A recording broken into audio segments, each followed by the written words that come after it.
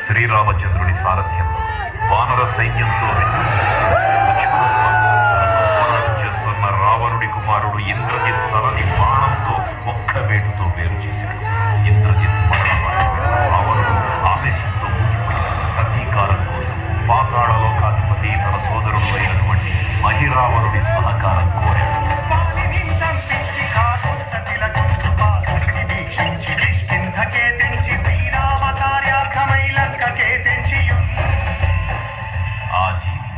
మకరధ్వజుడు అనే తన పుత్రుడు మహాసముద్రాన్ని దాటుకుందని నీటిలో పడ్డన స్వేదవిందు ఒక మొసలి గ్రహించడం వల్ల జన్మించాడని తెలుసుకుని ఆశ్చర్యపోతాడు హనుమంతుడు.